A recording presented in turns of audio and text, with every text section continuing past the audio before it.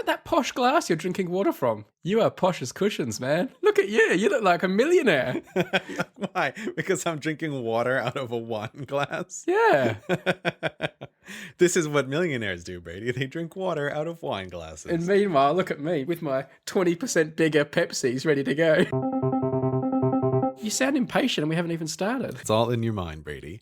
I have nothing but an infinite well of patience for you, my friend. Infinite well of patience. You are quite a patient guy, I'll give you that. Yeah, for you, for you. No, I think you are a more patient person than me in general. You have to be gentle with me today because I have been very sick for the last week and a half. Sick with what? Somewhat appropriate because I think we're going to be talking about plagues and poxes later on. I am very full of plague and poxes today. This will give you some idea as to the gravity of how sick I've been. Mm-hmm. I went to the doctor. See, this only means something because I know you, and I know that you seem to have some sort of stubbornness about going to the doctor when you're sick, which I don't understand. That's called being a man. Is it called being a man or is it called being dumb? I go to the doctor when I'm sick if I think I need to go to the doctor. I don't understand this reluctance to go to the doctor. This is the nub there. You said it. When I need to go to the doctor. When does one need to go to the doctor? This is the $1 million question. Well, okay, what is your level then for you need to go to the doctor? Close to death. Okay, see, that seems cutting it too close, Brady. I think 99% of the time when you go to the doctor, they just say, "Oh, go away and come back in a week if you're still sick." And that happens to me all the time. And then I go away for a week, and in a week or so I get better. And so I never go back. So I hate going to the doctor because I know that it's going to tell me, "Oh, okay, yeah, you're a bit sick, but come back in a week." It drives me crazy. Yeah, I understand that because most of the time you just have some sort of normal cold. Like if I have what feels like a normal cold, I won't go to the doctor. But if it's much beyond a normal cold, or if it lasts longer than it seems like a normal cold should, then you go to the doctor. I will agree with you. You don't go to the doctor if you wake up and you go, "Ooh, I'm a little sniffly today. Let me see what the doc has to say about this." Yeah. You don't need to have your marker be near death. Yeah. To be the when do you need to go to the doctor phase. How's this though? I went to the GP, and I went into the room, and she said, "Okay, what's wrong?"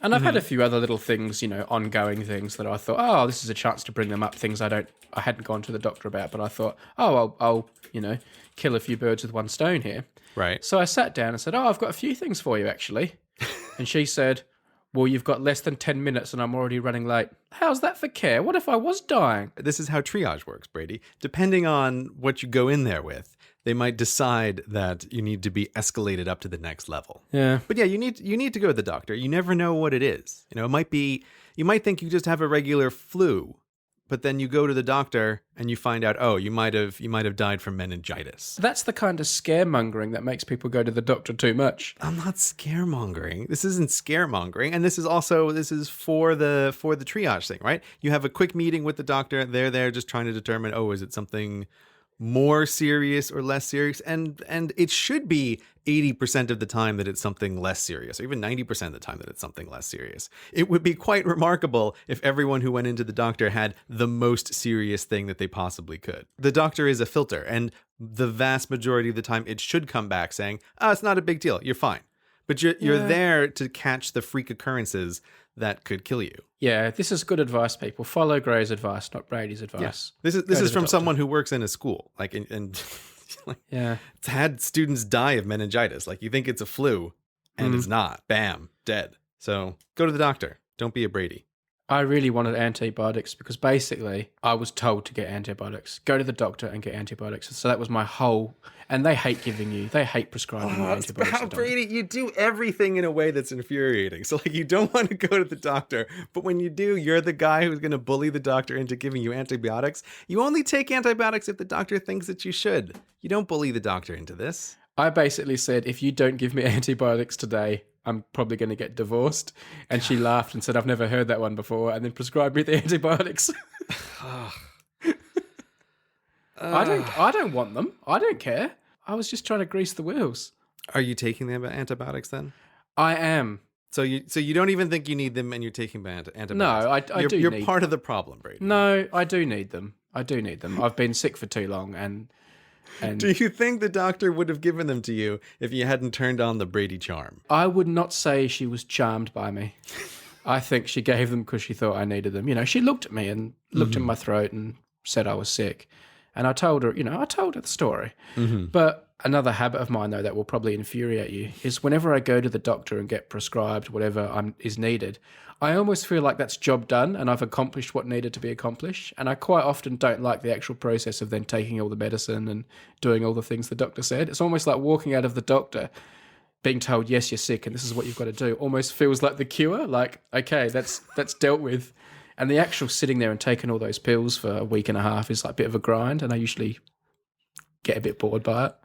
I can also understand a little bit that feeling, because it's a bit like if you bring your car into the auto shop when you pick up your car, it's like, okay, great, everything's done. Right? They don't prescribe you a course of activity to do with your car over the course of 2 weeks. Exactly. So, like I can understand that feeling of like, haven't I been serviced so that I am now fixed? Isn't this what this is? Exactly. But that's not what it is. You have to take the pills, and the numbers of people who follow through on taking their antibiotics course through to the end is always appallingly low. Is it? This is a common problem, is it? Non-compliance rates for medication taking are just astoundingly high. It's a miracle they get anything done with these drugs. But you're going to finish your course of antibiotics, Brady? Do I need to pester you about it? I'll finish them. I'm glad it wasn't anything major and you found out, so that it doesn't keep you up at night wondering if you're going to die of a exotic disease. Thank you. Thank you for caring. I do care, Brady. You do. Whenever I'm sick, you do get a little bit mumsy. That is slanderous. That is slanderous, sir. You're very mothering when I'm sick.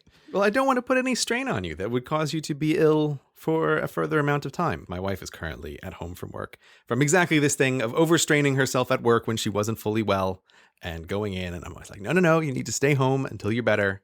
And so that's how I feel about you, Brady. No, we don't have to do the podcast until you're better. The people can wait. But you are, of course, as you like to say, hard as nails, and you just want to soldier on through no matter what.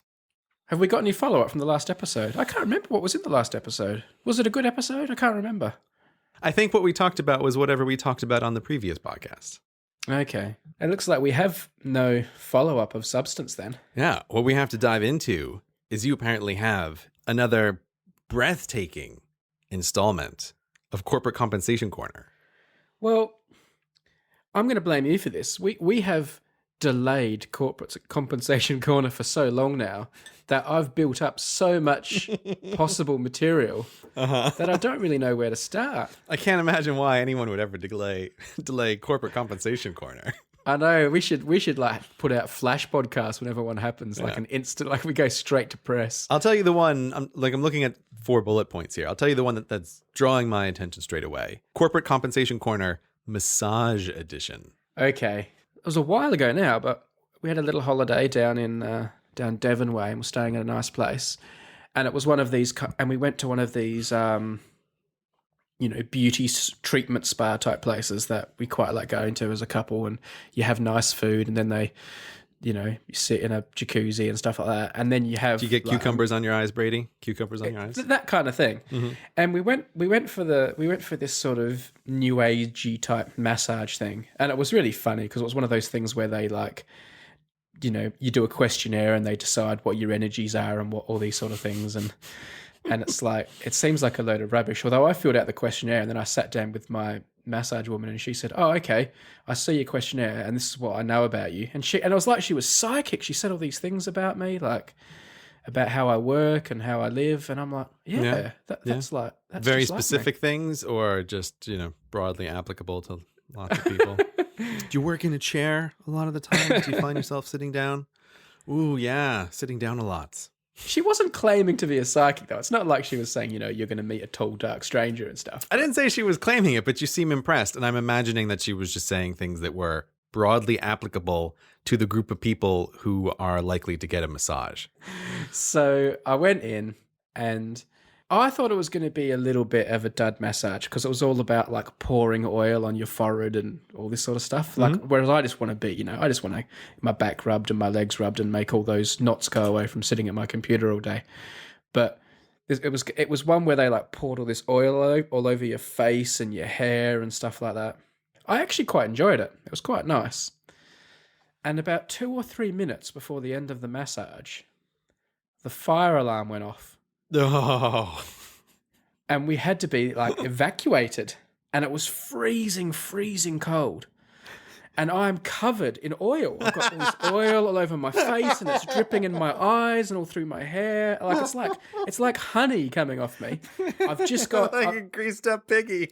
Yeah, I'm like a greased up piggy. I've got a robe on, and we all get taken outside onto this freezing cold deck. Everyone's staying in the place, like 100 people, and my hair's all over the place because she's been like rubbing my hair, so it's all standing up and oily. And then they do a roll call, and they're calling out our names, and there's me, the freak in the corner, Harren Brady, here. So here's where we come to corporate compensation corner.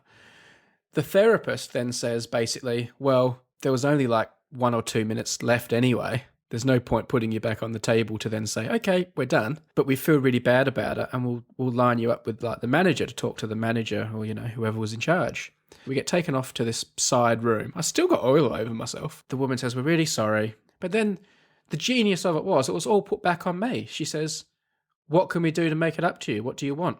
Oh, no, that's bull. That's ridiculous. No. And like, what do you do? What do you Yeah. do? What would you have said? What would you have said?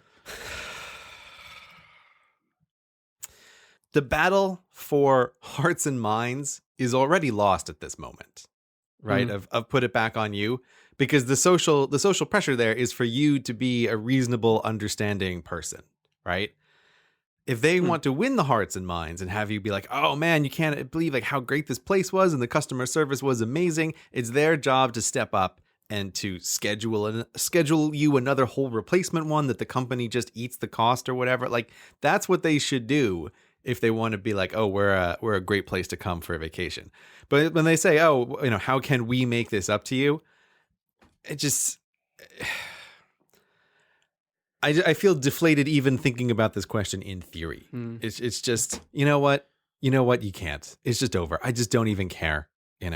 Keep your money and enjoy your low review. Like that's how we'll make it up to each other here. Oh yeah, I didn't think of going and reviewing them. The thing with the massage, right, is like even if they only have 2 minutes left, the whole point of something like that is that you're coming out of it a relaxed and new Brady, right? At the end of this experience. Yeah. And I can't imagine if let's say for the rest of their massages that you give the person has an hour-long massage and everything goes perfectly fine, and in the last second of the massage you bang a cymbal above their head, right, really loud, and you go, oh, but we only ruined 1 second of your experience. It's like, that's not how it works, right? It's not the actual amount of time. It's the disruption relative to the expectation. Exactly.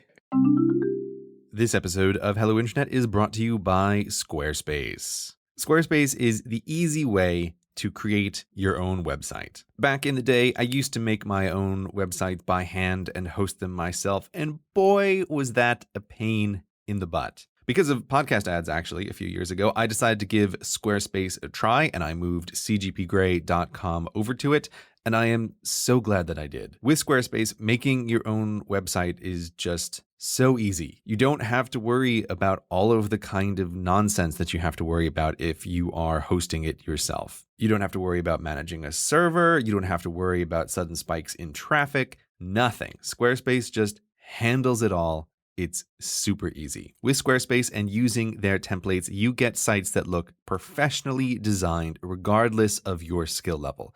There's no coding required. There are intuitive, easy-to-use tools, and Squarespace has state-of-the-art technology powering your site to ensure security and stability. Squarespace is trusted by millions of people and some of the most respected brands in the world, including Hello Internet, which is hosted on Squarespace. Squarespace starts at just $8 a month, and you get a free domain if you sign up for a year. Start your free trial today with no credit card required at squarespace.com. And when you decide to sign up for Squarespace, make sure to use the offer code HELLO to get 10% off your first purchase.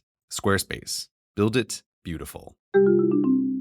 I wanted to talk a little bit about a book called Guns, Germs, and Steel. It's a book that I think is an interesting book, but there's also a lot of arguments that take place around the book. And in some ways, I almost think the meta argument about it is more interesting than the actual book itself. What's the spoiler situation here? And is this one of these things where people should pause the podcast and read the whole book now? Or because sometimes people do that. Are we going to be like spoiler-tastic? Is this one of those cases, or do you think people should keep listening?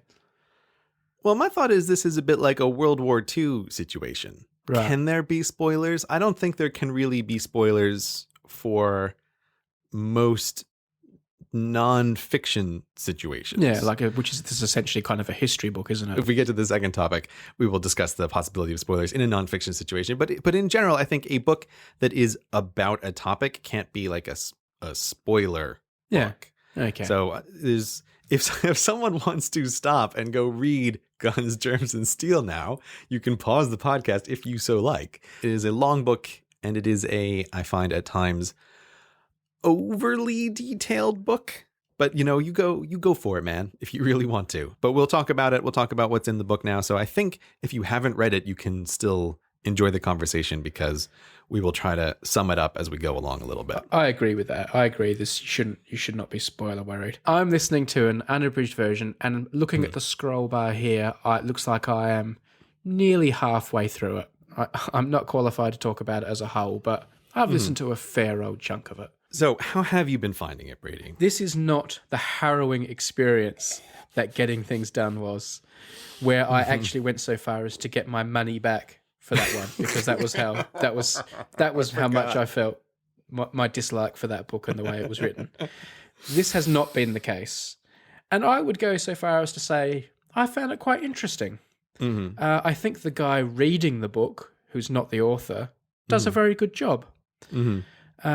And I think some of the topics are interesting, but it is not without criticism. Mm-hmm.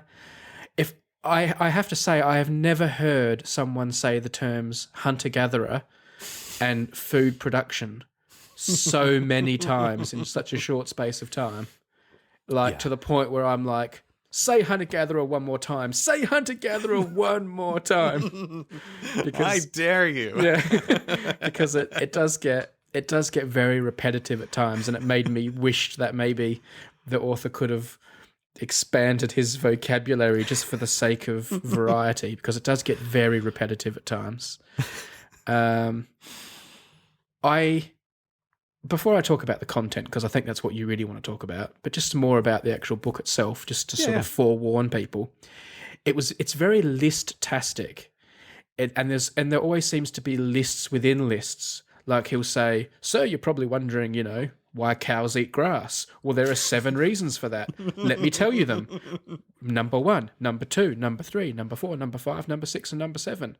And as I'll talk about later in chapter 34, there are another 9 reasons that they eat green grass. And while I will go into that later, let me tell you those 9 reasons." Mm-hmm. And so there seems to be lists breaking out of lists, and there's a lot of that going on, which I could see really appealing to you, actually, because we all know you like lists. And at times you do find yourself thinking, oh my goodness, I cannot believe I'm listening to so much talk about wheat crops, flax, and how pulses are high in protein. I don't think I really know exactly what a pulse is. I can kind of guess, but so at times it seems like, oh my God, he's talking about the most boring things ever. Mm-hmm. But I think despite the repetitiveness in the list, it's actually quite well written. It's kept at a real layman's level, which I think is probably quite easy because it's talking about pretty basic stuff like, herding cows and sailing to other countries. Right. I can see why I think it would appeal to you. By the way, I know that you have criticisms of the writing of the book, so I'm not saying you think it's a masterpiece of literature, but I can see why it would appeal to you because, I joke around about getting things done and how it's like, productivity porn, and I think you're quite, you love organization and productivity and stuff, so getting things done would appeal to you. And in some ways, the whole thing about this book, I call it productivity megaporn, because this isn't just about people being productive. This is about like the productivity and organization of like the whole planet. So I can just see you going, oh my God, this is amazing. I can't believe it. They're not just talking about organizing a workday. They're talking about how whole populations are organized and why the world's... So for you, I can see why this is like right in the sweet spot. But next time you tell me you think it's funny that I can sit and watch a game of darts, I will pull out this book and say, let me talk to you a little bit about flax and pulses. I think that is a grossly unfair comparison. Everyone's interested in different things. So anyway, so as a read, it is as a book, it is sometimes a book where you think, wow, this is pretty amazing and pretty tedious. But I think it is well written, despite the repetitiveness, and I think it's very approachable, and it's very well argued. It's actually like a conversation with you, where even when sometimes you think you're wrong, because your arguments are so well thought out and they've been sort of pre-planned, like they're very well fortressed, and your arguments are very, like, you have answers to most questions, and like even when I think you're wrong, you're very hard to argue with because you're so well prepared for the battle. And that's what this book is like. Even though I think some of the things in it are wrong, it is very strategically well done, and it becomes hard to say exactly why you think it's wrong. Yeah, he's a bit overly prepared at points. I think it's an interesting book. By no means do I think that everything in it is right. But he definitely comes to the table with a bunch of stuff. And I think it's later in the book, but the section that always stuck with me was there's a point at which he goes through every example of how human writing has ever come into existence, like every society that has ever come up with writing. And I remember the first time I read the book, like, I believe you, man. Like, I am just giving up, okay? Like, I believe your theory about human writing. Please don't make me read one more. Like, I've read enough about knots versus cuneiform versus writing versus, when does it come up on its own? When is it distributed through other people? Like, let me just move on to the next thing. That's probably an advantage of an audiobook, isn't it? Because sometimes when it's there on the page and you can see what's coming and you see what's gone before, those sections can seem quite tedious. But when you're listening and you've sort of forgotten what he's already said and you don't know what he's going to say next, you can be in the middle of one of those kind of patches of quicksand and not know it until it's too late. Right. So in some ways, an audiobook kind of spares you the worst of that, because you kind of just live it rather than see it coming.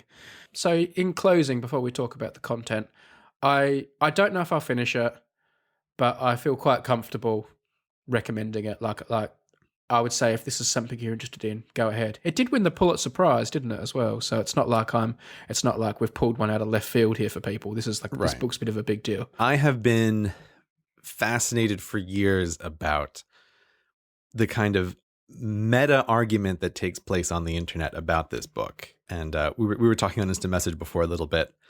And I said that this is the book that launched 1,000 arguments, 1,000 argument threads across the internet.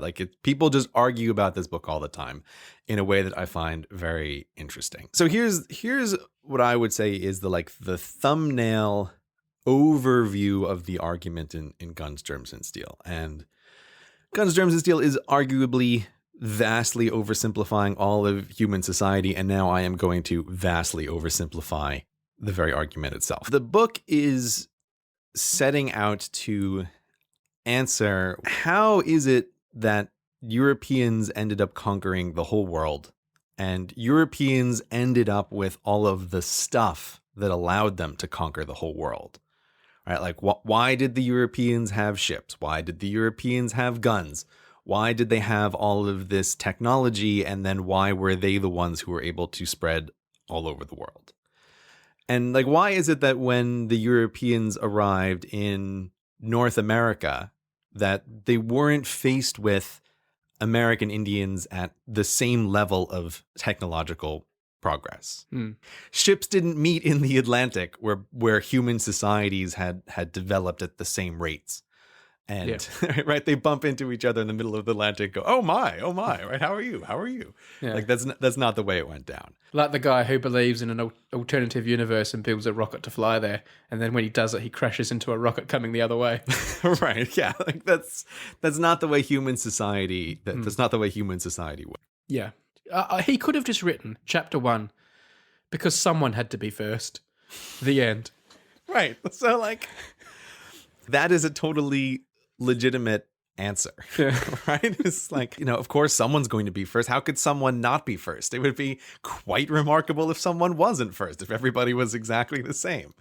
Yeah. Like that would be astounding, which we can also then relate the same conversation to spacefaring civilizations, right? It's like the Star Trek universe of where every alien race is about the same level of technology. Like that is shockingly unlikely. So someone has to be way ahead of somebody else. Yeah. So what he lays out in the book is he is talking about the starting point of like 10,000 BC, when roughly speaking, humans had spread to everywhere they were going to be on the face of the earth. And they were all at roughly the same level of technology of basic stone tools.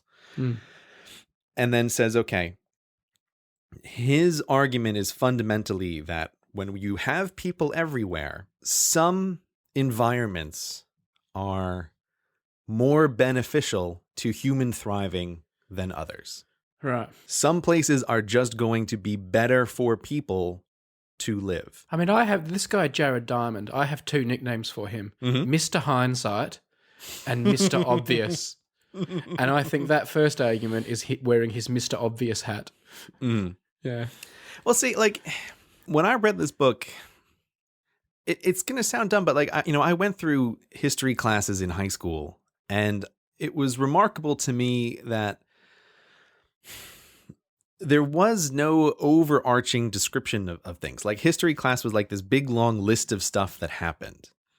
And one of the things that you can't help but notice is like, man, the UK is just dominating in this history game. They have empires, right? And it's like the UK, and then it's the Dutch and the French, and like this little cluster of places has taken over absolutely everywhere.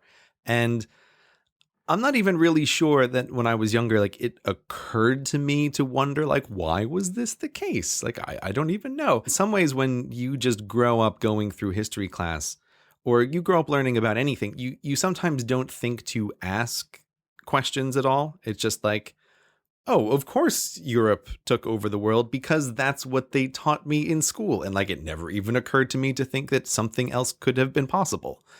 But Jared Diamond poses the alternate question. Why isn't it that Africa conquered the New World and brought European slaves to the New World? It's like, oh, okay, yeah, that's an interesting question. Like, why didn't that occur? Or, for example, the thing that my video was focusing on, which was the question that really struck me, which, again, obvious question never asked, which is, why didn't the Europeans get sick from Native American diseases if the Native Americans got sick from European diseases? Like, it just never occurred to me as a kid to ask that, because you're always told the story in the context of like, and the Europeans came and the Native Americans got sick from their diseases, like, and we keep moving along.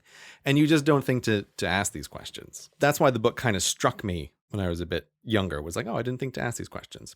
But so the bottom line of that argument is just, some places are more beneficial to human societies, and that once you start down the road of having more food and settling down and building cities, that this process is a self-sustaining, self-feeding process. That your cities get bigger, you have a higher population density, you can then develop more technology if you have citizens who are free from the burden of producing food. And this just spirals up and spirals up and spirals up. And so that even just a relatively minor advantage in the beginning can end up becoming something that makes the difference of like 2 centuries worth of technological progress by the time societies meet. Do you think that's fair from what you've read so far? Yeah, I do. I think, yeah, basically he's saying a little bit of luck, a little bit of fairy dust and luck at the start, and you win the whole game. The example I often like to use is it's as though the Earth is a very unfairly designed board game. And your starting position gives you more or less advantage. And like Australia is the worst place in the world to start. And Eurasia is probably the best place in the world to start. That's what the book's trying to say. Yeah, well, I mean, you just said it in far fewer sentences. But anyway, yeah, it wouldn't be a book otherwise, I guess. Right. It wouldn't be a book otherwise. But this is why I think like that statement ends up becoming like this remarkably controversial thing. Like there are these huge arguments over guns, germs, and steel. For what I agree with you is I think in many ways to me seems in retrospect like a fairly obvious kind of argument that just never occurred to me when I was younger. Like, of course, some places are better for humans to thrive than others. Like that's why Europeans ended up taking over, because Europe was easy. Like, I guess one of the things that comes across in the book that I hadn't thought about quite so much was if you'd told me that at the start, like, you know, that the dice were loaded or the board was rigged, I'd think, okay, yeah, but, you know, this obviously, weather is obvious, you know, obviously the climate, you know, what your climate is like is pretty important. As someone who lives in England and sees all these rolling green hills 24 days, 365 days a year, whatever, and then when I'm in Australia, I see barren desert. Right. I look and think, okay, well, you've got a head start here.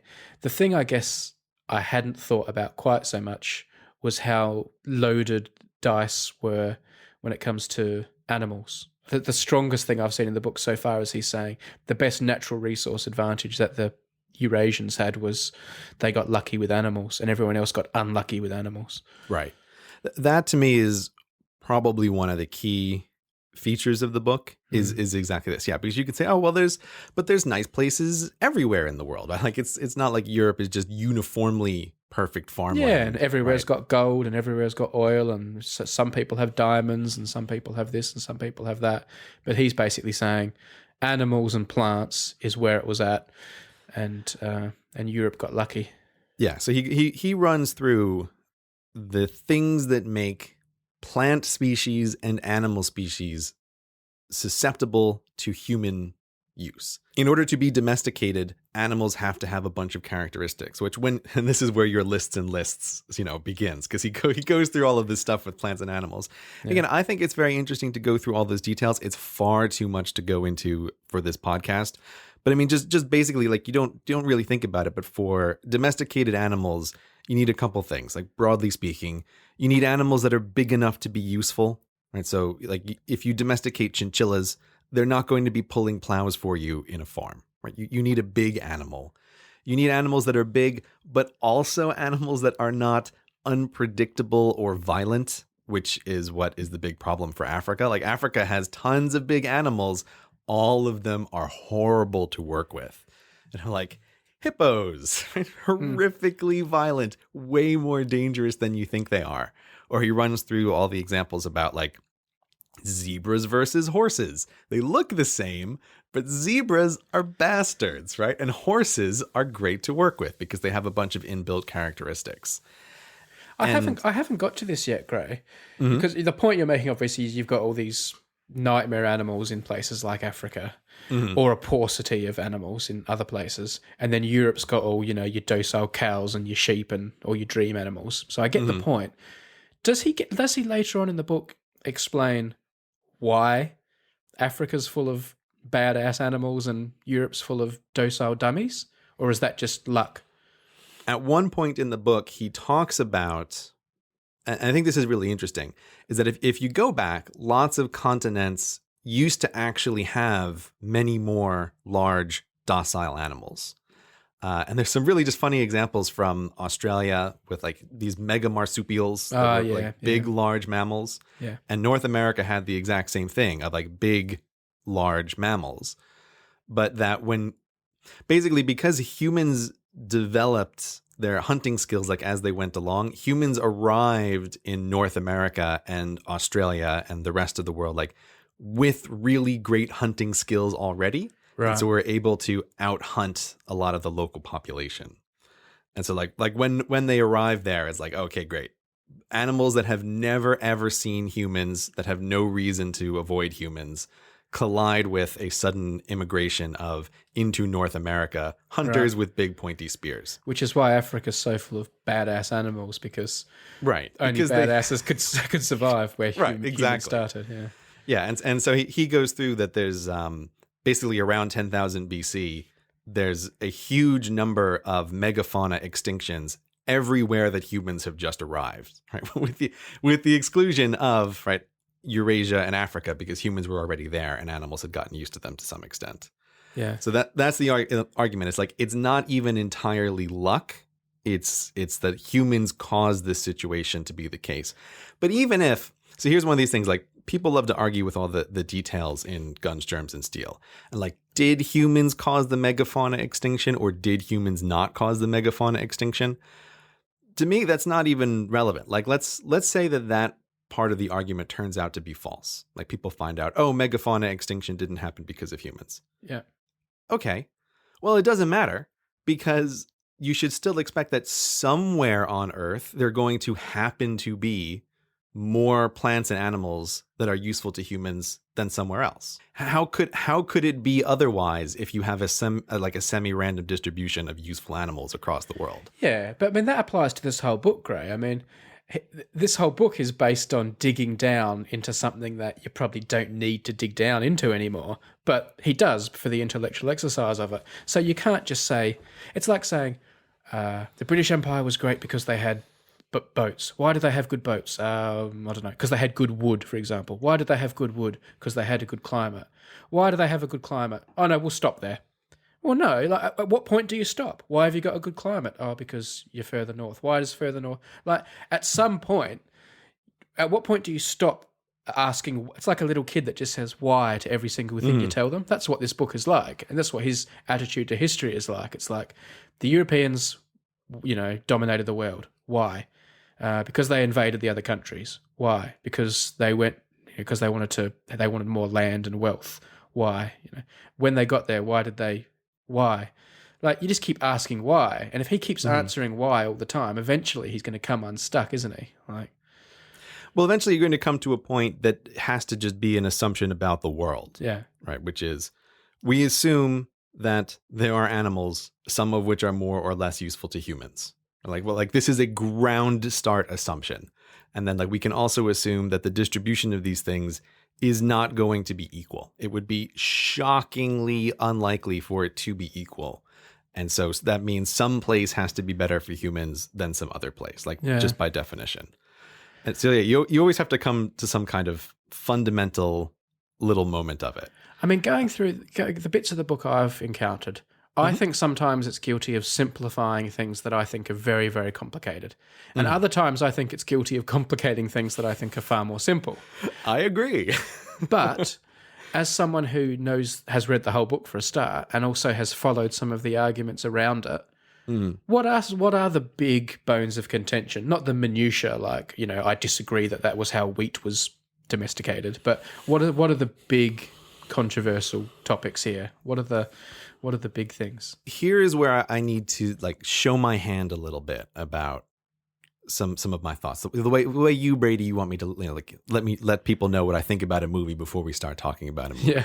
So again, I agree with you. There are many faults with the book, and the reason we're talking about it now is because I made this America Pox video recently because I took a section of Guns, Germs, and Steel, the section about why didn't the Europeans get sick from Native American diseases, and I made a little video about it because I think that's an interesting part.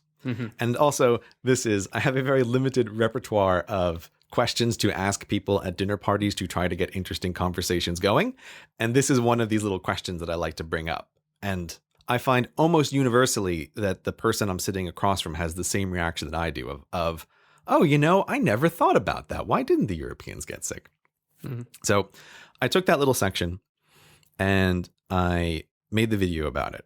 And people have been sending me all of these things about like, oh, it's a real shame that you didn't know about the criticisms of Guns, Germs, and Steel before you made this video.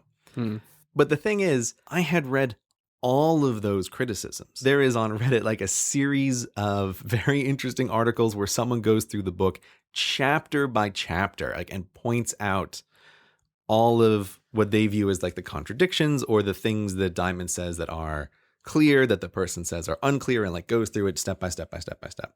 And I had read all of those things. And I also agree with most of the criticisms of the book. Like, I'm not going to argue with a professional historian when they say like, oh, X historical event occurred and Jared Diamond like skimmed over it. Like, I'll take them at their word for that. Like, you're a professional historian. I have no reason to disagree with you.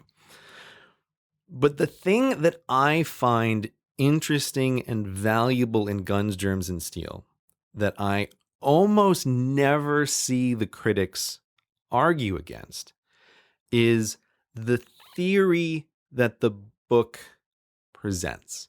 Like, Guns, Germs, and Steel to me gives a very simple but very basic theory of history. It's a theory that only operates on very long timescales and over continent-sized human divisions, but it is still nonetheless a theory. Because I think it makes, if not a testable prediction, it makes a question that you can ask about the world, where you can say, look, if we were to rewind the clock and play history again, what would you expect would happen? And the Guns, Germs, and Steel answer is that because Eurasia, the whole of Eurasia, is more susceptible to human technological flourishing, let's say you should expect 80% of the time that the first to colonial technology, that happens in Eurasia, right? And maybe, 10% of the time it happens in Africa, and then like 5% of the time it happens in North America, and like 1% of the time it happens in Australia, right? Not that it could never happen, but it is just extraordinarily unlikely. And so that to me is the interesting thing. It is this theory of history. And so in many ways, like I agree with tons of the criticism about the particulars in the book and tons of the details that Jared Diamond gets wrong, because Jared Diamond is not a professional historian. He is, oh God, I should have looked it up before we started. He's an ecologist. He was like a bird expert at one point, wasn't he? He's into birds. Yeah, like he's worked in Papua New Guinea, and he's cataloging birds. And one of the other things that personal criticism that irritates me about Jared Diamond is he seems to just totally love Papua New Guinea, like out of all proportion to what you would expect for any impartial outside observer. Papua New Guinea is a very important place in this book.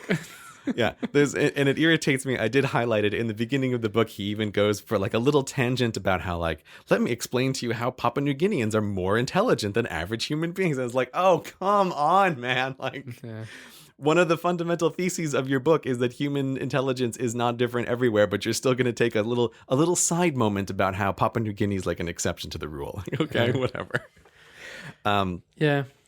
But so that to me is the value of this book. And like, I think that is very interesting. But this then trips in historians into an idea that like, you cannot say geography is destiny. Like, historians are very, very, very strongly against this idea for reasons that I find difficult to understand.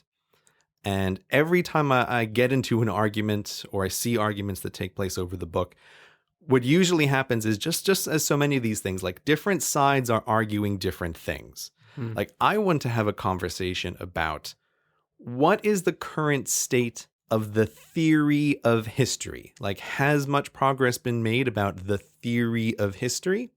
But then a historian wants to argue with me about why was it Spain who was the first to Mesoamerica? And why did Spain lose their lead to the United Kingdom? And my view is always, okay, but that's too small. Like, we want to talk about like continent levels here, not not particular like this is not meant to tell you why a particular country came about. It's only here to give you an estimation of what is the likelihood that people on a particular continent will be the ones to colonize the world. That's my view of this book. Do you know what? I just can't help thinking, and I've thought this several times while I've been listening to the book, and I think it even more now listening to you talk like that. How is this different from two guys in the bar talking about sports? Like, it sounds like two guys arguing over why one football team is better than the other. If we played the Super Bowl again, would my team win this time? Did it all come down to that one play and mistake, or was that team always destined to win because they had these players? And it sounds like sport. Like, and if you want to rake over it and rake over the ashes of history and talk about why did these people win and why did those people invade that, I know you can use this argument about how we learn lessons for the future, but I don't think there's a lot to be learned for the future about this kind of stuff anymore. I think we've moved on from it. It seems like arguing about sport. And I have no problem with that, by the way, because I really love arguing about sport. So I find it really fun that history people will sit there and argue over why it was the Spanish that went to Mesoamerica and that sort of thing. Here's me going to try to reach and make a sports metaphor, or just you just correct me gently if I'm wrong here. All right. But I will talk about sports and a book that I haven't read, but I only know about, which is Moneyball. Yes.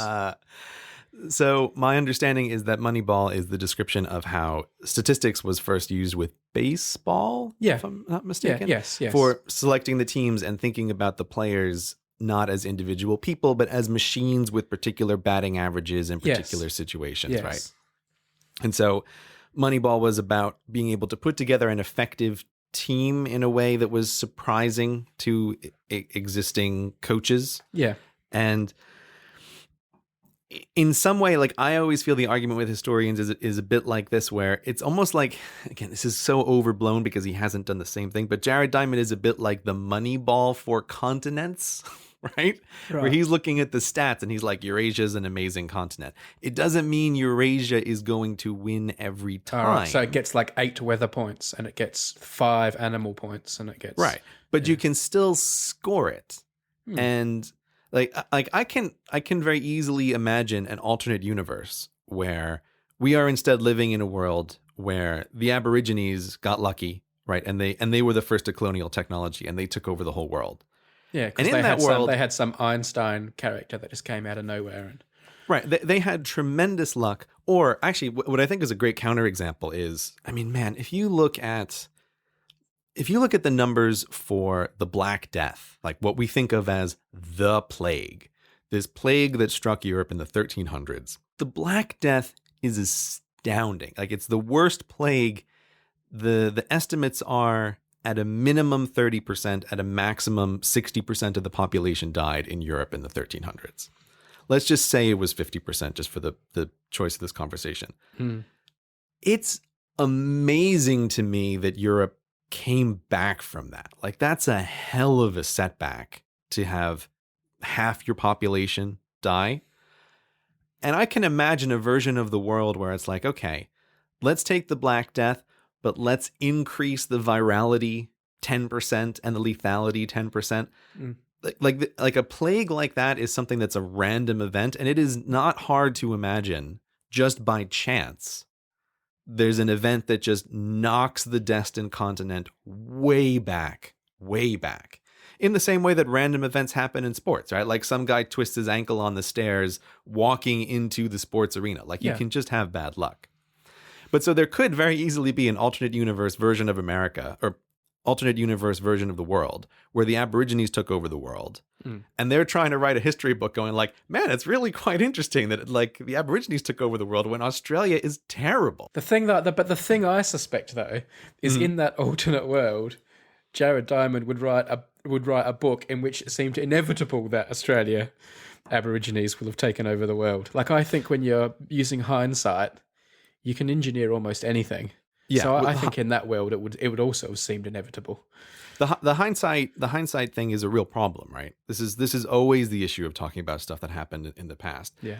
But I would almost feel like you'd be much more willing to try to come to a conclusion that like, oh, Aborigines must just be smarter because they overcame like tremendous, terrible continent disadvantage, right? Yeah.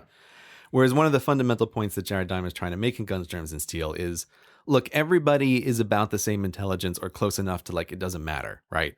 And if you rewind the clock and you take all of the Africans and you put them in North America, and you take all the North Americans and you put them in Europe, and you take all the Orientals and you put them in Africa, like you should end up with the same probabilities anyway, because it's the continent that is affecting the outcome. It's not the people. Like the people aren't any different. And I totally back him on that end. But it does mean that you can have situations where just the unexpected occurs, because I don't think he is arguing, but I see people like arguing against this version in their mind of Guns, Germs, and Steel, that he is saying it is inevitable that some civilization in Eurasia was the one that took over the world. I don't think he makes that argument. I think he just talks about it was the most likely one, and we're living in the most likely universe. But it could have happened in a different way. It's just extremely unlikely. Like Europe would have had to have the Black Death be more lethal or happen at a much more unfortunate point in their history. Like if the Black Death happened in the 1500s. The people that argue against it, who don't like this geography theory, because obviously at the start of the book he makes a really, really big point about all humans are the same, like, you know, one race isn't smarter than the others, etc., etc. Yeah. People who argue against his geography theory, to put it really simply, do they say, no, in fact, it is the people who were different? Or what do they say the real reason is? Like, what's their alternative theory to the geography theory? Surely they don't come out and say Europeans are naturally smarter, or do they say that? I don't know. They don't, right? The historians are not arguing against that. But this is where I find it the most interesting. And I am trying to make this as clear as I can in this podcast, because sometimes talking about a thing is easier than trying to write it out when you're just arguing with someone on the internet. I would really like in the Reddit for someone like a historian who thinks they can answer this question that Brady is asking, that is my question as well, which is, don't argue against the particulars about events that Jared Diamond mentions in Guns, Germs, and Steel. I want a coherent, alternate theory of history. Like that's what I am looking for. That's the argument that I want to have, is like, what is the alternate theory of history? And what I have seen so far, and maybe I have not read widely enough, or I've been looking in the wrong places, but on the rare occasions when I see people having the argument on this level, on the like, let's not get down in the weeds, let's not argue over the details, because often they don't even matter, they're not relevant.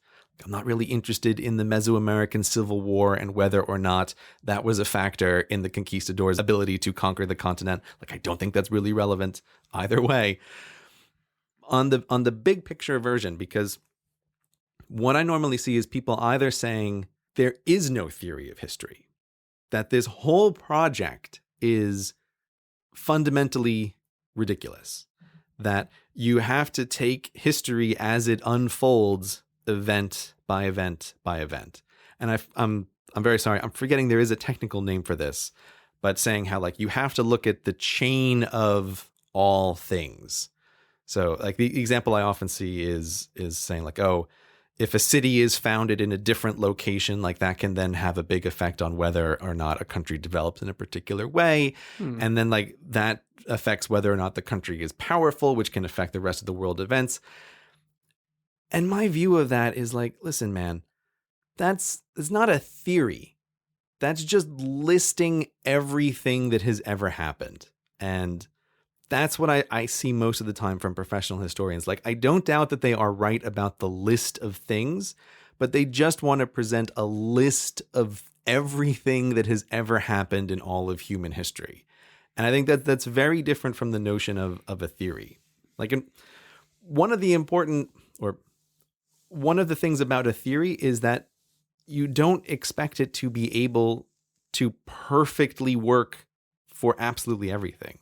Like I made a bad analogy when the video first came out, but I originally said, like, I was thinking that Guns, Germs, and Steel was a bit like the general relativity of the history world. I didn't mean that it's like as big and all of encompassing as a theory as general relativity is. But what I was trying to get at there is the idea that general relativity is a theory that works on the big scale, like on galaxy size things. But if you try to use general relativity to describe very small things, it just doesn't work.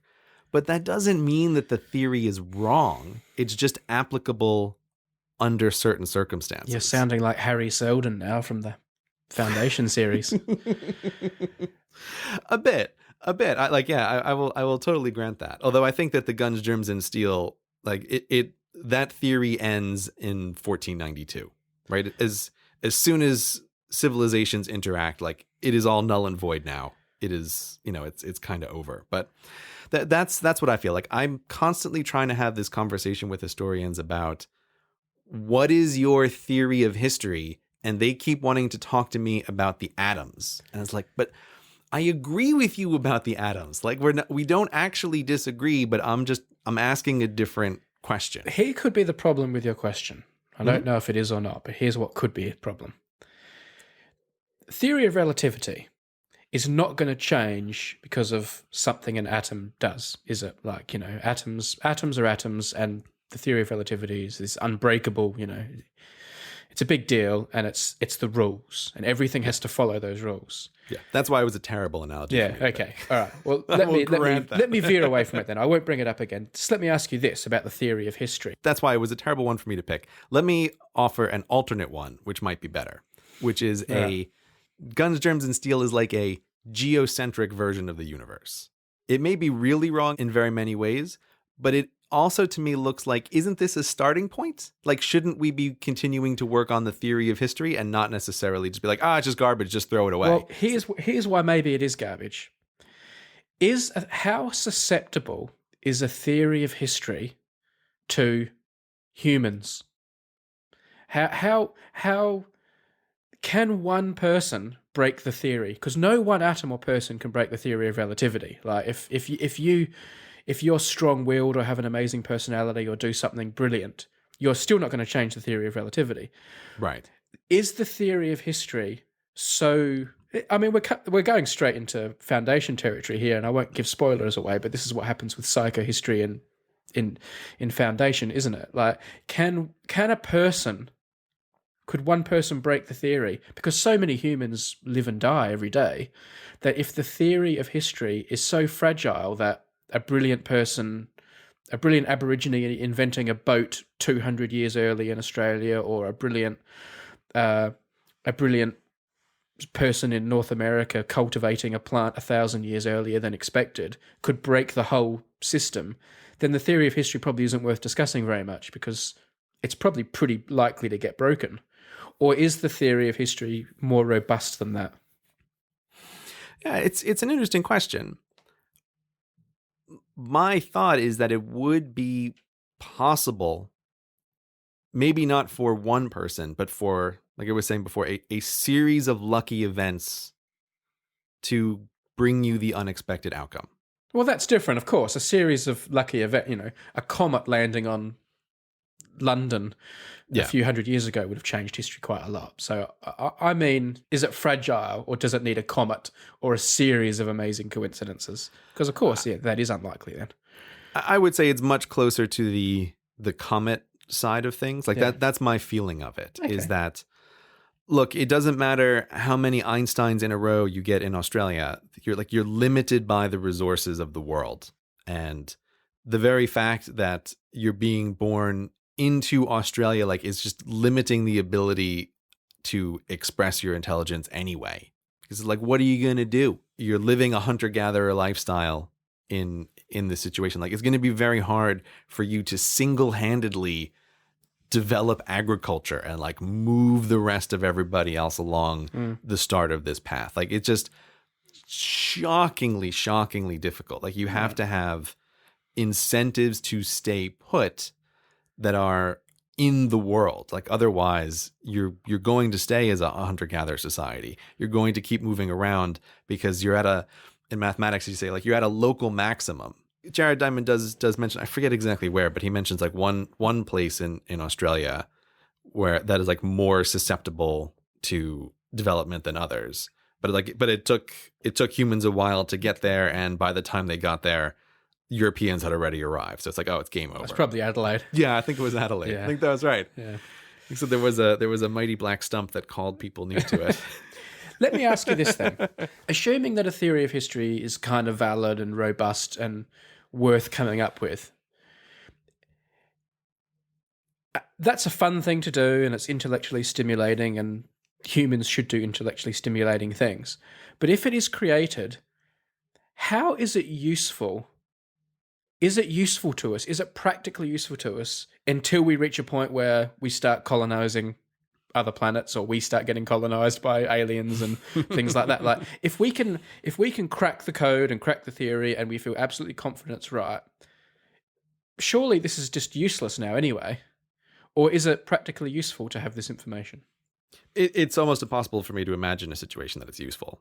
Like, I think this is purely an intellectual exercise, right? Which might be part of the reason why the fighting over it is just so enormous, right? That that old quote, like the I forget the details of it, but it's like the fighting is furious when the rewards are small. I think this is that kind of thing. Like, I don't think there's an application of this. Yeah. I get frustrated when, in my view, someone, I don't even want to say nitpicking, because that is demoting the work that people have done to, I think, quite correctly criticize Guns, Germs, and Steel across many axes, right?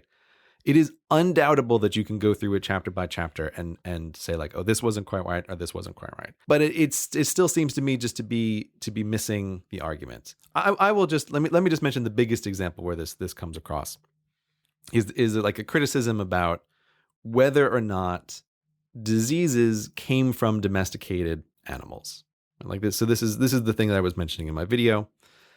Yeah. And without a doubt, there is a huge amount of uncertainty about the origin of many diseases. And people can quite rightly point out, like, it's difficult to say where a lot of the European plagues originated from. Did they come from domesticated animals? Maybe, maybe not. Like, it seems like we know that the cow was a pretty bad animal to have around. Like, some diseases came from it, but did all of the plagues come from domesticated animals? I don't know. I'm not sure. So you can go through and poke holes in that. But my view on it is, with all this stuff, is like, okay, but even if that's wrong, even if it didn't come from domesticated animals, nobody disagrees that you still can't have plagues if you don't have a big enough population. So like, it doesn't even matter if that part of the book is wrong. And so I always feel like focus on the value to be extracted from this. Like, I think there is something very interesting in this book, but I also think that it is just infuriating to many historians in a way that I find interesting. And I have to confess that I shouldn't have done it, Brady, but I did kind of like intentionally poke the historians a bit in my video, because right. I knew there were going to be some people watching the Americapox video who were like slowly having their blood boil as they realize like what this video is about. And I could just like imagine this person, like, the simmering is getting like hotter and hotter and hotter as they're watching the video. Like, he's going through Guns, Germs, and Steel. I can't believe it. Which is why, like, I could not help myself in the end of that video, in the Audible ad, going, "This is the history book to rule all history books." Nice. And I just love the idea of someone just losing it at their computer screen. Like, I can't believe that. Like, not only has he done this whole thing, but he's recommending this above all history books. There is a perverse pleasure to be gained from that. This is the joy of trolling. This is the joy of trolling, as the word is supposed to be used. It's like, I knew that someone was going to be wound up by that. And it's like, I can definitely see that some people just popped at that, which is why I had to put that line in there, even though I'm not even sure I believe it. The only thing that could have potentially been a little bit funnier was if you recommended like a book that was the exact opposite, like made the exact opposite argument to what your video was just about. Yeah. And they're like, he hasn't even read that book. That book says the exact opposite. But you could have made some heads explode doing that too, but maybe that's good. That's too advanced, maybe. That's advanced trolling. No. That's good. I might do that for a future book. I have to keep that in mind. mind. The thing that has come through from the book and from your video more than anything to me is that certainly Diamond's argument is that the key to success is intensity, is bunching things together for various reasons. One is it makes you hard as nails when you're around lots of people because you get sick and you get better and you get immune. Mm-hmm. And it consolidates a lot of ideas and technology and intellectual progression. And I mean, this is something we still do today. This is why we have universities. This is why we have technology parks. This is why we do lots of things intensely. Yeah. And basically what Diamond then does is he tries to then go down another level and say, so why did the intensity happen in Europe? And then he comes to the conclusion that it's because it was easy to eat, basically, and the weather was good. Yeah. Easy food made people bunch together, and when people bunch together, that tends to be best for people. Yeah. And it's not even just easy food. It's also just important to note that like part of the argument is also ease of food production. Because one of the things is that like there were large cities in Mesoamerica, but they were still largely agrarian cities. Like even though they had huge populations, those populations were largely involved in food production. Right, whereas the difference is in the European cities, because like you have draft animals, which allows you to start booting up other technology. Right. You have large populations that are not involved in food production. Like you start getting this whole extra layer of people who can do other things. And so you need time on your hands as well to think, oh, what are we going to do today? Let's invent some stuff and then go and conquer the world. Yeah, exactly. You know, you think about the kind of the golden age of science, and it's like it's no accident that a number of people like Lord Kelvin, who made lots of contributions to science, like they were all men of leisure, right? Like they were all like really rich people who had time on their hands, and they existed at the right time when you could do tabletop science. And it's like, yeah, if you need tons of just spare, you can't be working at the coal mine every day and then also be figuring out great things about science. Like you need time to be able to do this, and that's a certain kind of leisure that is provided by efficiency in food production. As a slight side recommendation, I put it on my website, but a book that I really recommend to go along with Guns, Germs, and Steel is a book called Triumph of the City, which I think much more than Diamond focuses on this idea that, just like you're saying, that like cities are a very interesting meta invention of humans, that they have this exact intensifying effect, that there are these really interesting economic effects that happen in cities, that cities specialize in these ways where you end up with cities that have finance specialties or fashion specialties or automotive specialties, and that this is a very interesting way that cities help progress technology along faster than you might otherwise expect if you just had people all over the place. So yeah, intensity definitely matters. All right. How you feeling? You dealt with most of the things you wanted to deal with? Oh, yeah. I mean, I'm just, I have like a bazillion notes on this kind of thing that I always do. But I'm genuinely, like, I really want to see the feedback on this episode. Like, I am curious to see what people say. I'm curious to hear about alternate versions of the theory of history. Are you really? Like when people go and write War and Peace in a Reddit comment and they write 400,000 lines about why they think the world evolved the way it did, you're going to sit there and read that? You don't even reply to my emails. No, I don't reply to your emails. Here's the thing. With the super long Reddit comments, it depends, right? You can get a sense sometimes of like, oh, is this just a lunatic person? Or is it a person who's just not able to explain themselves very well? This is how stuff on the internet goes. But I am curious to see what people have to say about this. Like, I think it's a very interesting book. It's a very interesting book that causes an argument about it. So those are my final thoughts, really. Is there anything else you want to add? Did you consider contacting Jared Diamond and seeing what he thought of your video? No, it didn't occur to me. Do you think I should have? I'd be curious to see what he thought. Why not? Would you like to know what he thought? Do you not care? I would be surprised if he didn't like it because it's reiteration of his theory. Yeah, that's true, I guess. Right? I'd be shocked if he's like, "Oh, you're video shit, man." Or maybe he said, I like your theory, but the animation was a bit shoddy. Yeah. I wish Minute Physics had done it.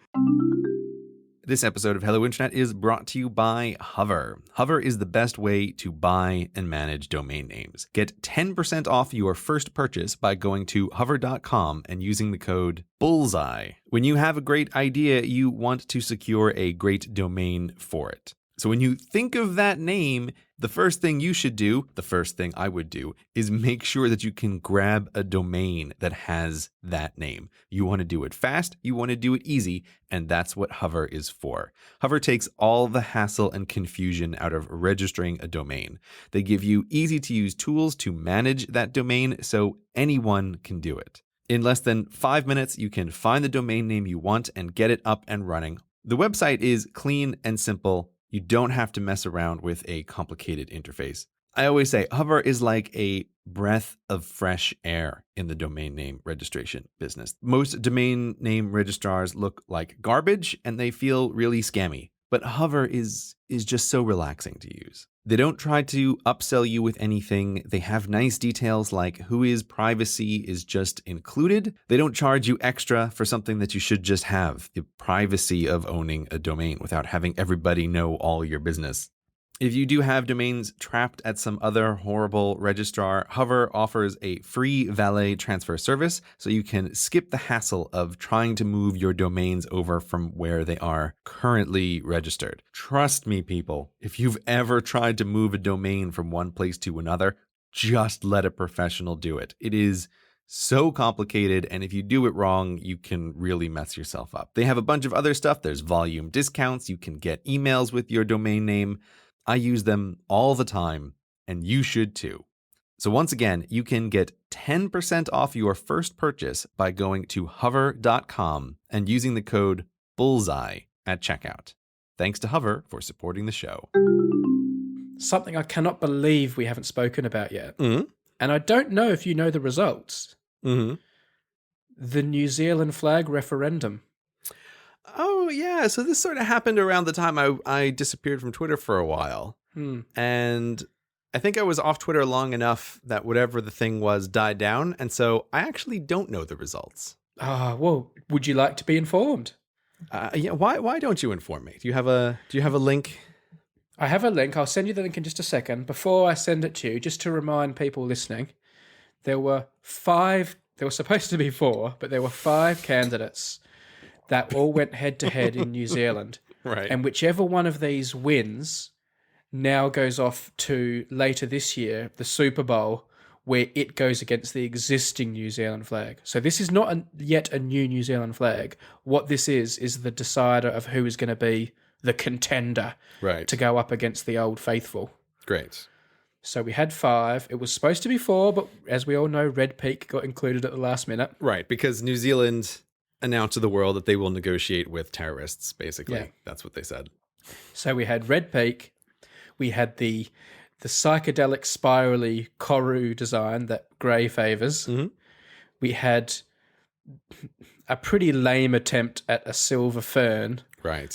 Which was the closest to what I think it should have been. So it was kind of my favoured one, even though I admitted it wasn't that great. Right. But which was all the worse because it fell into the uncanny valley of what the black and silver fern should look like. Close, but not there. And so way worse in my mind. And then we had, bizarrely, these 2 other flags that were sort of a hybrid of a fern and the existing New Zealand flag. And the only difference between them was a very slight change to a change to the colour palette in the top left corner. Right. So those I thought of as the committee design flags. Yeah. Let's have a fern, let's have the star pattern, and let's give people an option over the colours. Those are the committee options. Exactly. So, Grey, first of all, before I tell you the numbers and how the voting went, I think you need to see the winner. Okay, so let's find out. Well, actually, everyone in the world knows except me. I'm the only person to not know. Yeah. Because of my weird semi-cloistered life. Huh. I am not surprised. So the winner is the committee designed flag with the black corner. not the red corner. So of those two that looked identical with the palette switch, one of those ones was the winner, the black variant. I'll tell you what is interesting, and this is the part that will get your juices flowing, and that is how the voting went. Okay. So I'm going to send you another link to the Wikipedia page, which should drop you down to where the tabulated votes are. Here it comes. You've sent me the link of the votes broken down by preferences. And what's interesting, Gray, because obviously they kept distributing preferences until one flag got over 50% of the vote, As we did. As all good flag referendums should. And what's interesting is that the eventual winner, which I will call Black Corner, was actually trailing Red Corner for the first 2 rounds. And on the third round, it was practically neck and neck. And then Black Corner won on the final iteration, the final distribution. So Red Corner was leading the vote right until the end. And as the preferences got distributed, as the lower ones, Koru came last, by the way, as they got distributed, those preferences, it was only right at the end that the Black Corner came and won. They basically had the vote that we wished we had. We didn't. We had a landslide. But New Zealand, despite choosing a dud flag, had a cracking election. These results are great. These are a great example of preferential voting in action. All right, so a couple thoughts here. The first is, I am not surprised that my favorite design, the Koru spiral, came in last. Right. I'm not surprised by that. I wouldn't have thought, oh, that's going to be a massive winner for people. I am surprised that the red corner flag got the first preference votes. Like that was, if this was a first past the post election, that one would have won. Yeah. Because to me, that one is unambiguously the worst. I think that one is awful. And every time, I think I said in the last podcast, it just reminds me of like the National Baseball League in America. It's terrible. I think it's absolutely terrible. And so I am almost appalled to see that it got 41, almost 42% of the vote on the first round. Like that is quite surprising to me. I would not have guessed. Like, I'm not surprised Koru is last, even though it was my most favored one. I can't believe that god-awful one came very close to being the flag for the Super Bowl of flags. I mean, we'll link people to this table of votes, but I mean, it was really a 2-horse race. Even Red Peak, with its sort of groundswell of support, came a distant third. Yeah, it was really between the two committee designs, and by far. I mean, the percentages are, the first preference round, it was 40% for the Black Corner committee design, 42% for the Red Corner committee design, and then Red Peak, the terrorist negotiation option, was only at 8%. And then it was 5% and less than 4% after that. So yeah, it was a 2-horse race by a huge margin. Lovely statistics and numbers there. Terrible flags. That's interesting. What we needed was the classy brilliance of our flags and the fantastic numbers of the New Zealand vote. Then you'd have a dream flag election. If we had to count 1.4 million votes and it went all the way through to the 4th iteration, though, it would have taken us about 10 years to do it. Yeah, that's why we would have your nephew do it. So I guess the final thing, Brady, if you were voting in the flag referendum, would you vote for the new flag over the New Zealand flag? If I was voting, I would... My gut says no. I would stick with what they have, but not strongly. I'm probably 60-40 on that. I'm assuming you would change because you think change is crucial. No, I don't think change is crucial. I just think that the current New Zealand flag is terrible. I meant change is crucial in this case, not change is crucial at all times. Yeah, that's what I thought. You're making a blanket statement. Are you for or against change, sir? I hardly think CGP Grey is Mr. Change is as good as a holiday. But I think in this case, you seem to be of the mind that take what you can get, basically, to get rid of that flag. Yeah, I'm always of the opinion, just like with voting referendums, I'm looking at you, UK. you can change, and then you can change again later if you want, right? Like you're never locked into something forever. Don't let the perfect be the enemy of the good. Oh. I would definitely vote for the silver fern flag as its official name, Black Corner, over the current New Zealand flag.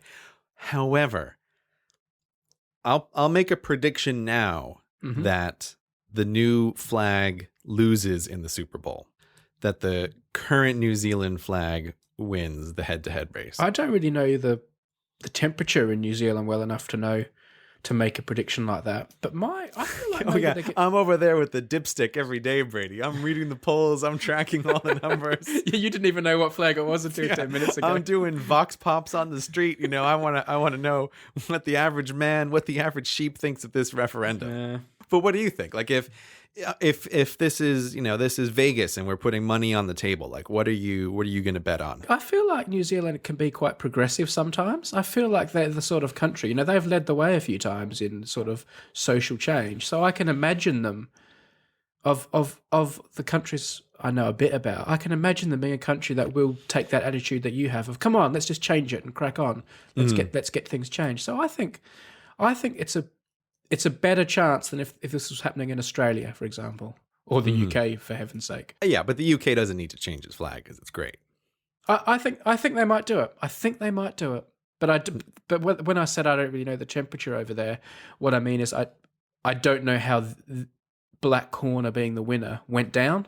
Like I don't know if it was like everyone thinking, well, that was the best option. Now let's move on, or there's like still a lot of outrage. I don't know, so that could be affecting things. Yeah, it could be, but that's my prediction. We will see in what does it say? It says March here. Yeah, the final one is in March. Harry's have been supporting Hello Internet almost since we started, and again are a sponsor of this episode. Go to harrys.com and use the promo code HI for $5 off your first purchase. Harry's offer top-notch razors and shaving products for a fraction of the cost of those big razor brands. But the fairer price doesn't mean any drop in quality, and if you don't believe me, I reckon go and have a look at their website. The razor handles and all the associated products are gorgeous looking and well made. I use Harry's razors myself and think they're superb. Now, much like a good camera kit is very much about the lenses you use, I can imagine a good razor is very much about the blades, and Harry's blades are manufactured to the highest standards in Germany. In a factory that, in fact, the Harry's people like so much, they bought the factory, so they're controlling the entire process. When you've got that Harry's razor and you're ordering new blades online, you know you're getting really good stuff.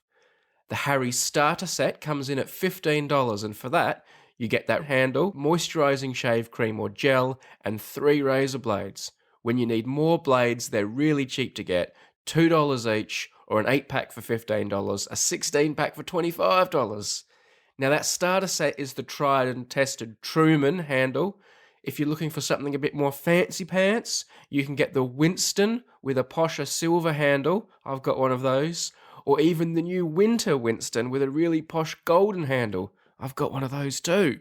Those starter sets are a little bit more expensive, but still really good value at $25 and $30. I'd also recommend having a look at their travel kit, which I've also got. It's really nice. It's got this nice little shave bag that you can just throw in your luggage or backpack when you know you're going to be shaving away from home. It's really nice looking, and it's even got that cool little Harry's logo on it. Now, maybe you don't need a new shaving kit or you're already with Harry's, but also remember these make super gifts for that someone special. So if you want to have a look, harrys.com and that promo code HI for $5 off your first purchase. You get a bargain, and Harry's know that you're supporting the podcast. Our thanks to Harry's. Now back to the show. I had you read a book, and you had me watch a Netflix series. This is the Netflix series called Making a Murderer. I sent you a message saying, have you watched it, and telling you should. Mm-hmm. And amazingly you did. Amazingly you did what I told you to do.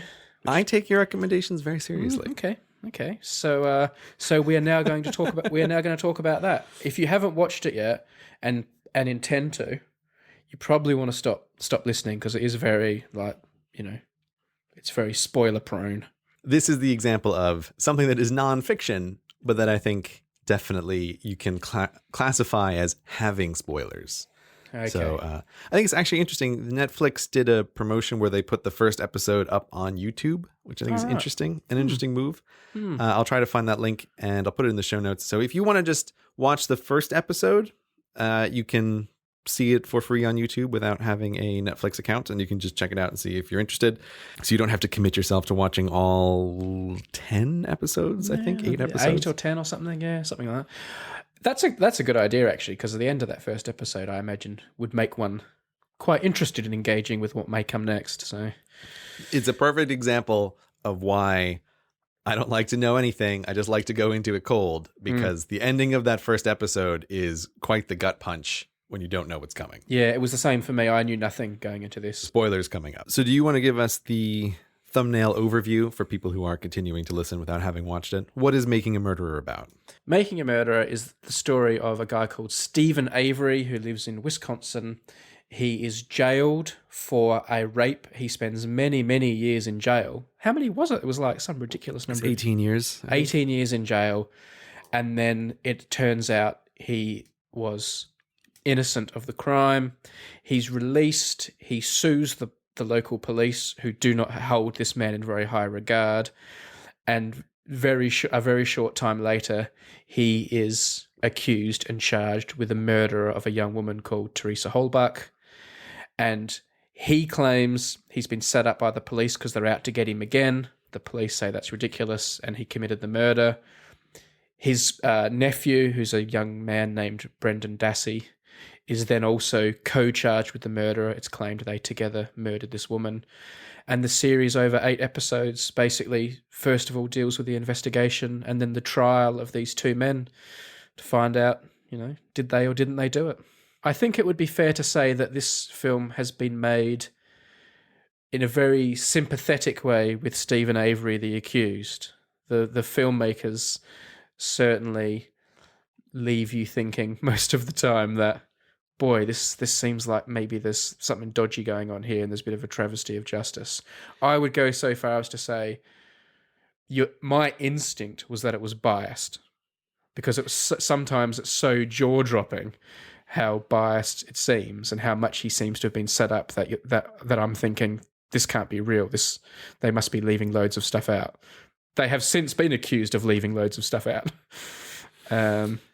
But whether that's the case or not, I don't know. Yeah, well, this is also just like with Guns, Germs, and Steel. You're always going to have to leave stuff out. You can't talk about everything in the world. Yeah. And so even doing a 10-episode documentary about a single murder trial, guess what? Unless you are just showing everybody everything that happened every minute of every day in the actual trial, you have to leave stuff out.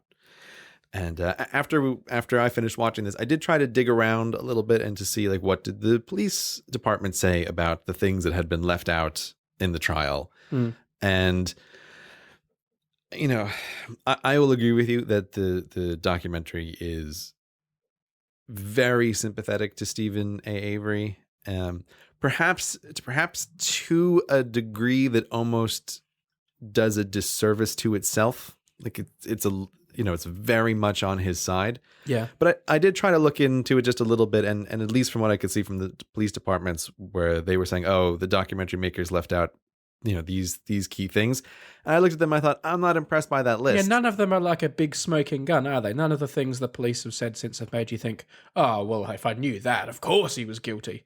Like there's a few bitty things that do implicate him more, but nothing like sensational. Yeah, and everything that, as a professional video maker, I feel like, yeah, obviously you'd cut that. Like, don't mention it. It doesn't have any relevant. It doesn't matter. Like, it totally makes sense not to include every single piece of evidence. So, like, the police department has come up with nothing from my perspective that I find like, oh, wow, that's amazing.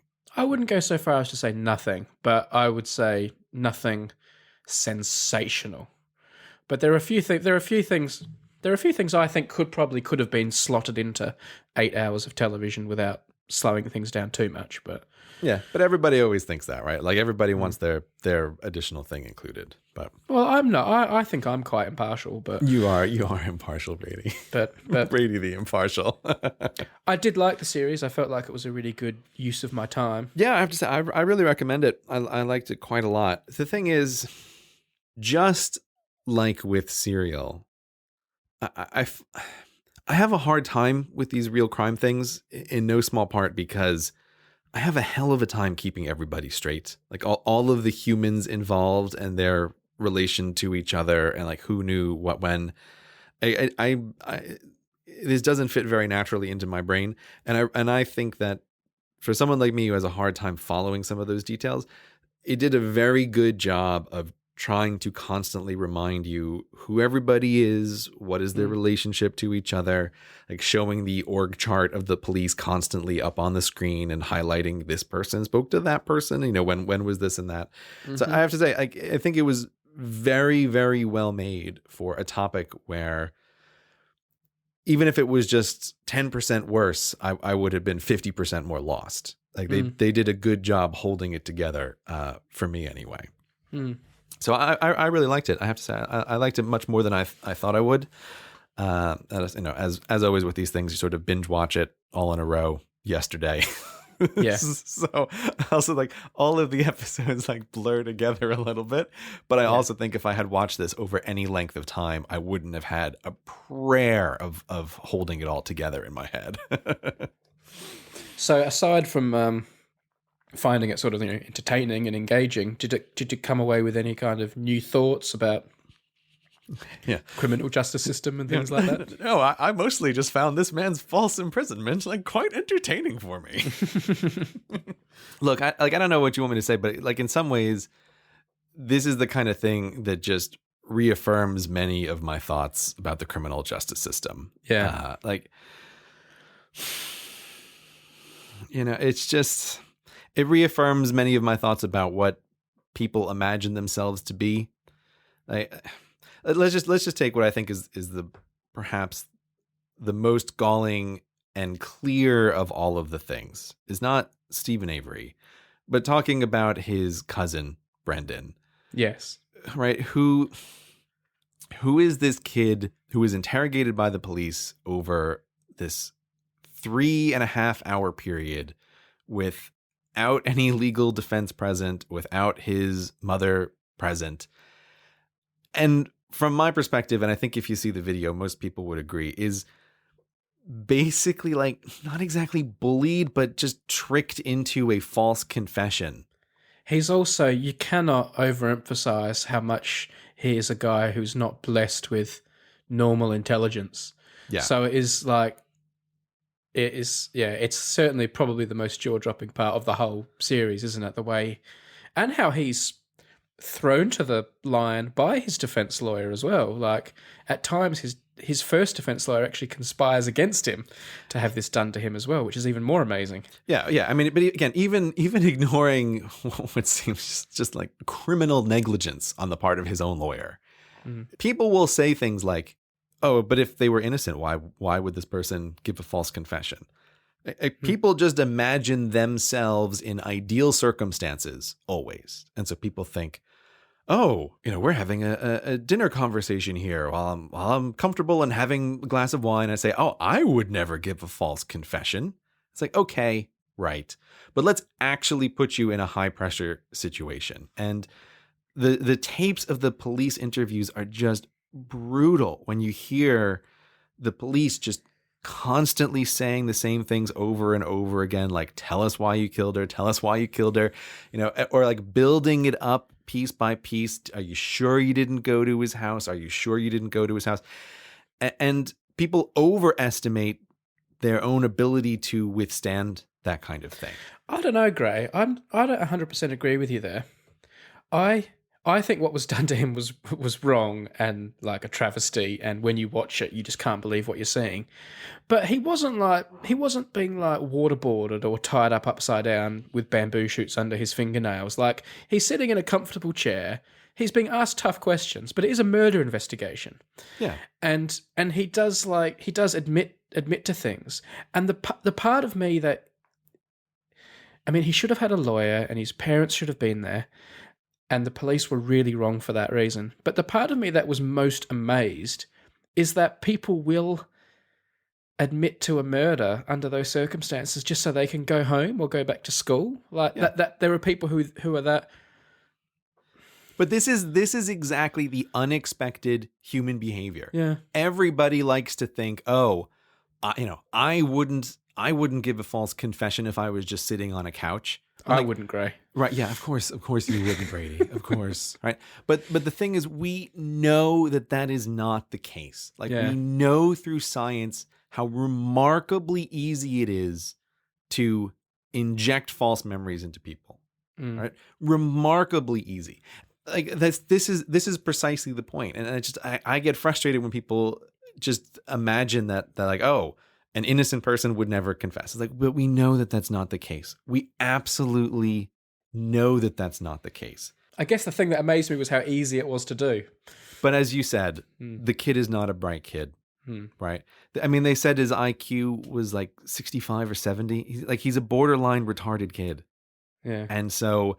And then he admits to the murder and thinks, that's great, now I can go back to school and hand in my homework. Yeah, it's so clear he has no concept really of what's going on. Yeah. I mean, there's a few points where his vocabulary is so limited that it's like he doesn't even know what he's agreeing to. Like, he doesn't know if people are confirming or denying the thing that he is saying, because he doesn't know words like confirm or deny. It's just awful to watch. And like, yes, a grown adult like Stephen Avery, right, his cousin, a grown adult is also interviewed under brutal circumstances, and he does not elicit a false confession. So again, as with many things, there is a statistical outcome, right? But you can't say that like no one will ever give a false confession. Oh, no, I'm there. And when I was joking saying I wouldn't do it, I probably would do it if I was being waterboarded and had bamboo shoots under my fingernails. But I bet we could get you to give a false confession under less circumstances than that. Probably for a Kit Kat, a Diet Pepsi. Yeah, exactly.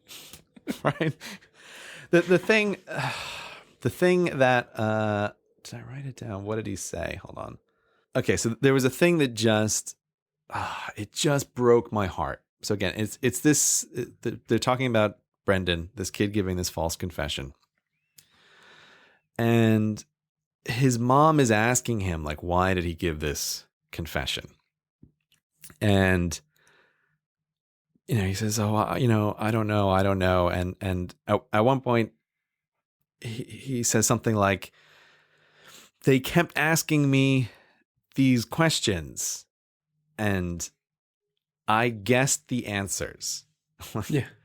I guessed because that's what I do with my homework. And the thing that broke my heart about that is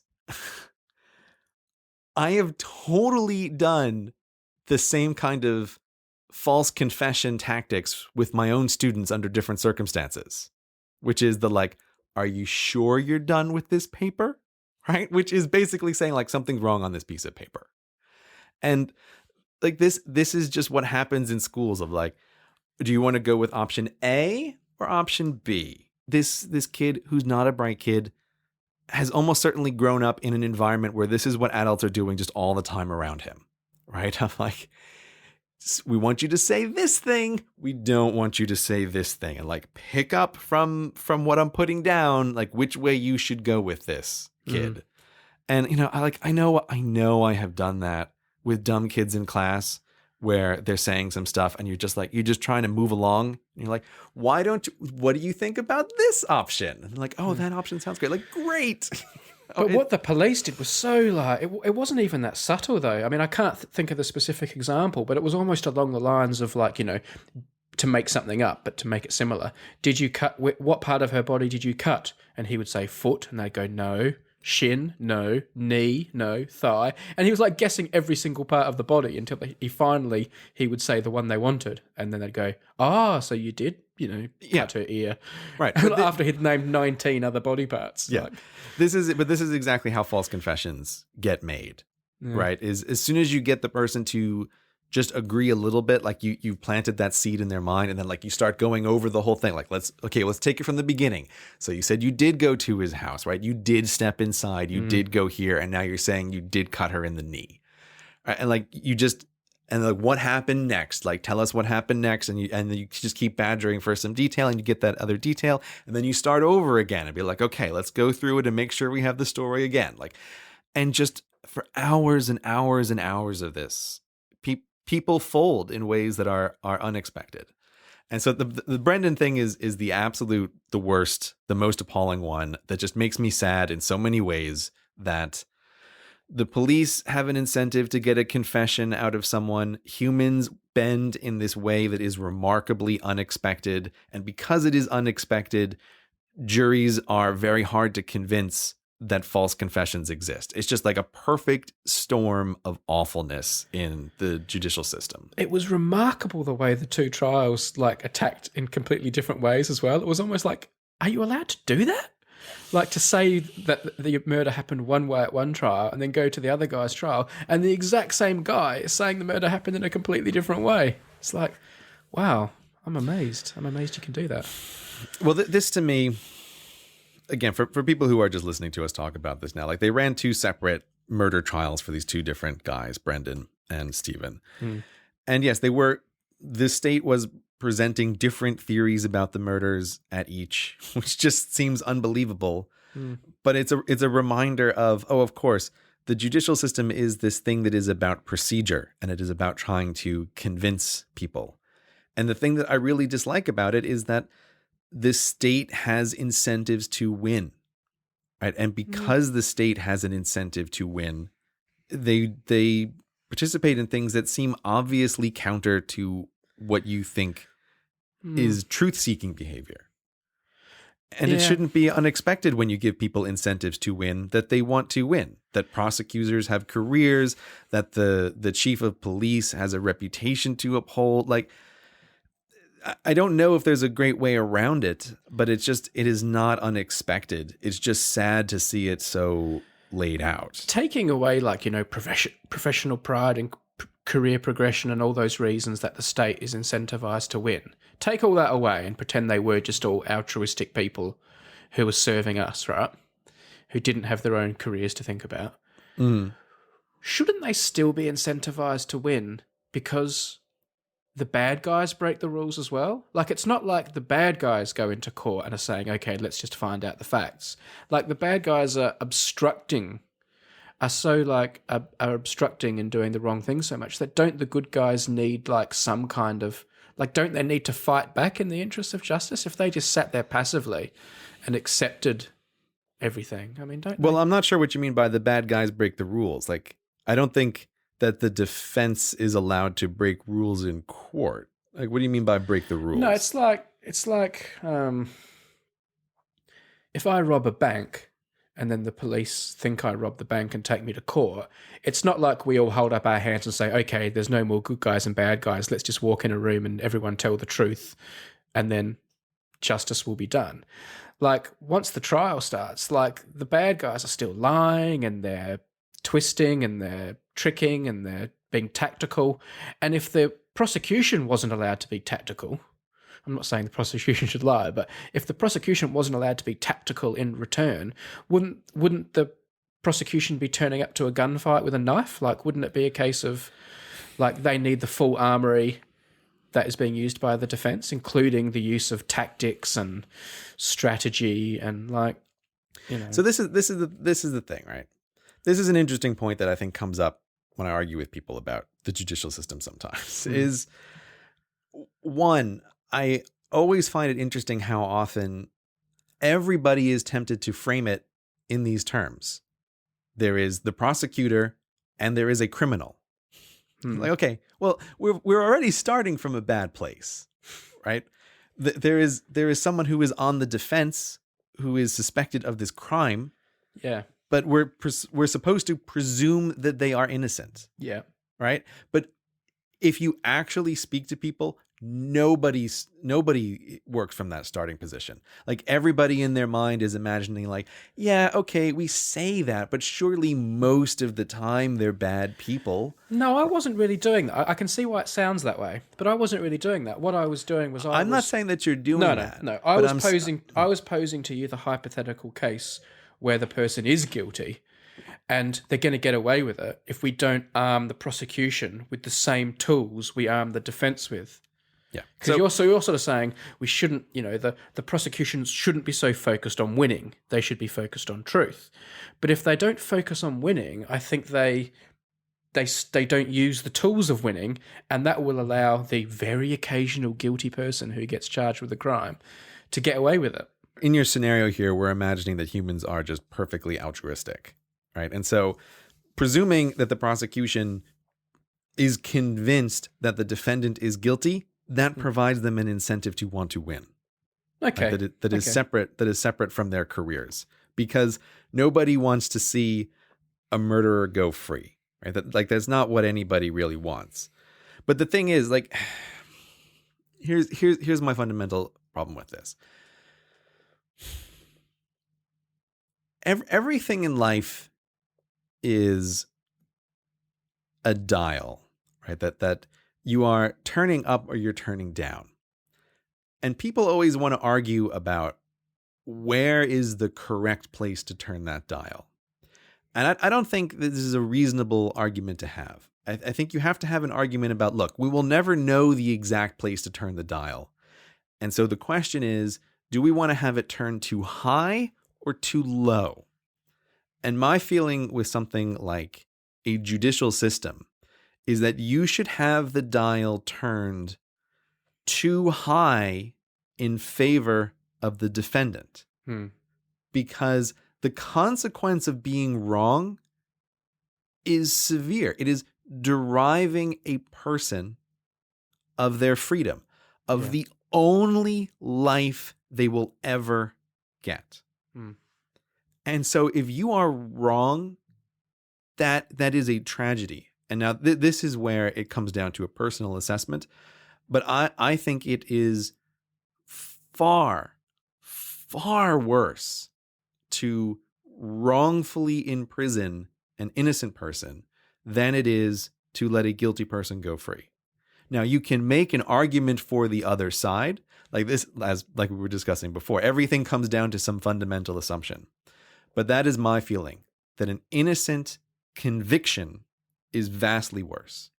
And so I am willing to turn that dial quite high in defense of the advantage should be to a free man who was just pulled off the streets by the police, and then the police have to say, here is the evidence for why we think this person should be removed from society, possibly until they die. The defense is arguing against police procedure, and people go like, oh, but they're trying to put a murderer away. Like, no, but you can't think about the particular situation. If you, like, let's say you're convinced Stephen Avery is an absolute murderer. You're convinced of it. Is your stance that the state should be allowed to decide when they don't want to follow procedures to put someone in prison? Like, we don't need to worry about how we handle the blood. We don't need to worry about people signing in and out of crime scenes. We don't need to worry that people who were banned from being on the crime scene were actually on the crime scene. Like, you can't give the prosecution that kind of power. That's crazy power. And this to me is like with the Stephen A. Avery thing, is just, it's astounding to see how they don't follow the rules. And my feeling is like, man, if I'm sitting on a jury, as we've discussed before, number one, my thought is, well, human testimony is almost worthless, including confessions. So almost anything that anybody says is like, I'm immediately just throwing it out. Like you say you're guilty, Brendan. I don't even care that you say it, right? Because I'm just not interested. What physical evidence do you have? And so the state had all of this physical evidence. They had a key that was found in the house. They had Stephen A. Avery's blood in a car. They found her bones in a pit behind his house. It's like, oh, okay, wow, that's pretty damning physical evidence there, government. Did you follow all of the procedures for collecting this evidence? And then they go, oh no, actually there were some problems collecting it. It's like, okay, well now all of this evidence is garbage, and now you have nothing. Like that's my view on it. Like if the state doesn't have to follow the procedures, that's crazy town. That is insanity. It's absolutely insanity. So regardless of what the filmmakers say, and I'm not entirely clear what the filmmakers say about this, but I think the purpose of the film was to convey that a miscarriage of justice has been done to Stephen Avery and Brendan Dassey, but let's concentrate on Stephen Avery for a minute. And certainly a lot of other people who've watched it feel this way. We see all these petitions to the White House and people saying this needs to be pardoned and whatever. Did it work on you? Do you feel a miscarriage of justice has happened a second time to this man?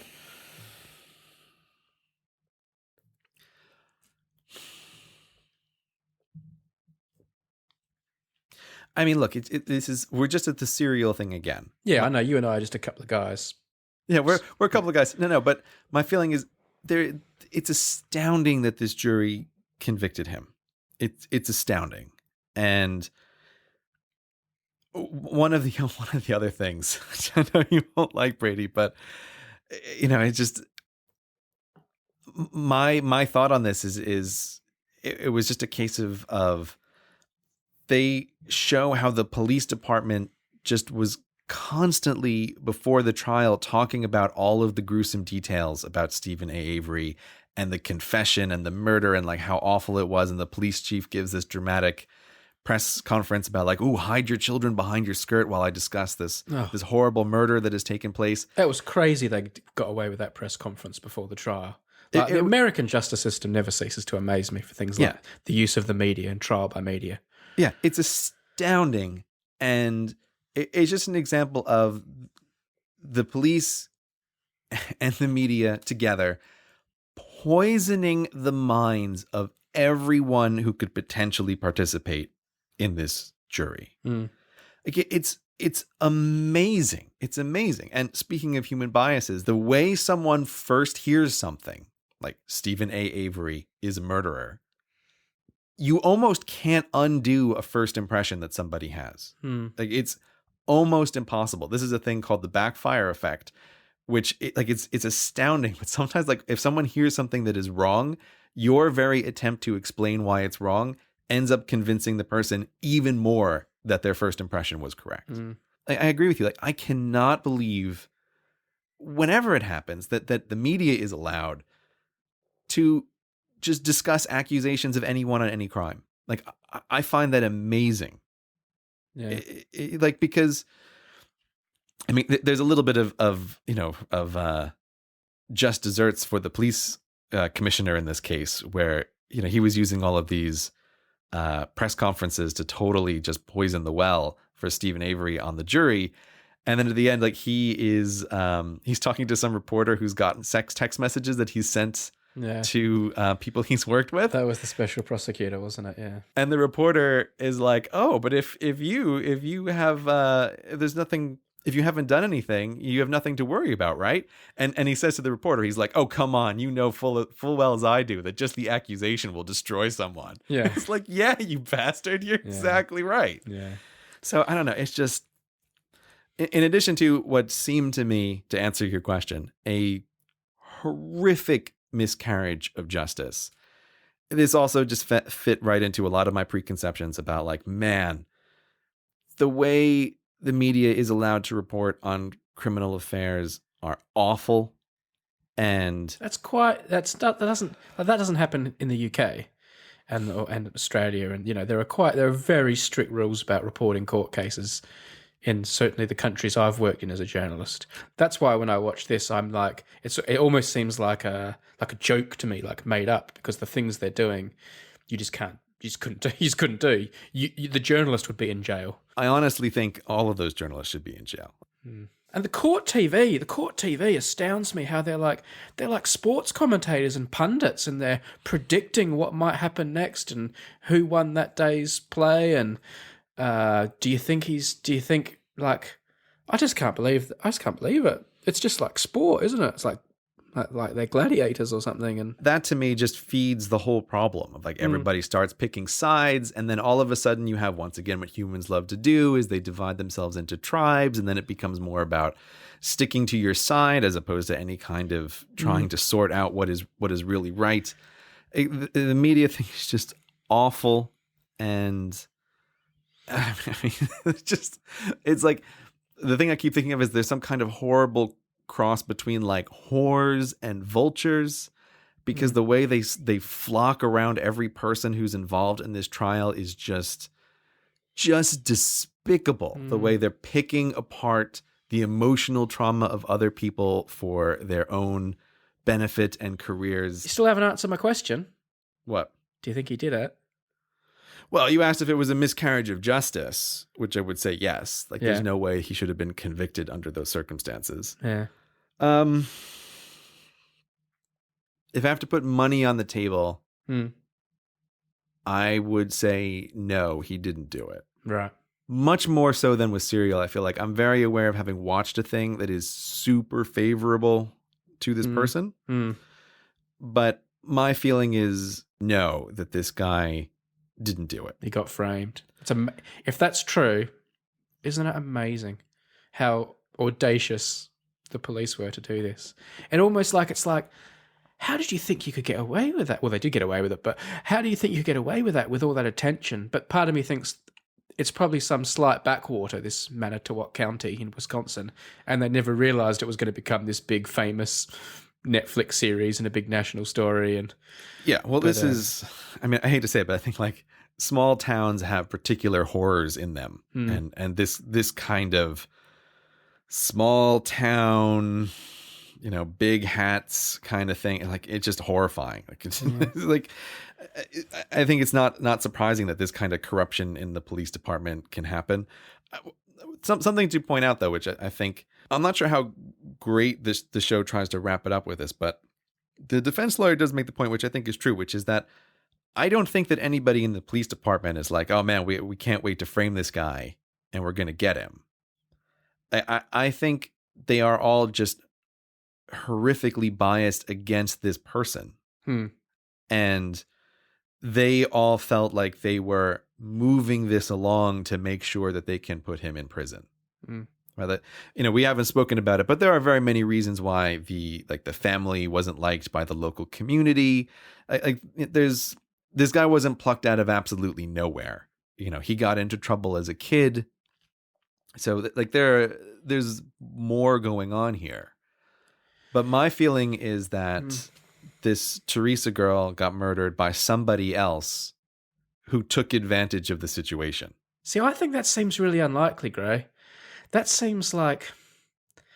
It seems pretty amazing to think I want to murder this. I think I can get away with a murder today because if I dispose of the body in this way at this person's house, this person who the police are already predisposed against is almost certainly going to go down. Like, that seems really implausible to me that a third party did the murder and the third party framed Stephen Avery.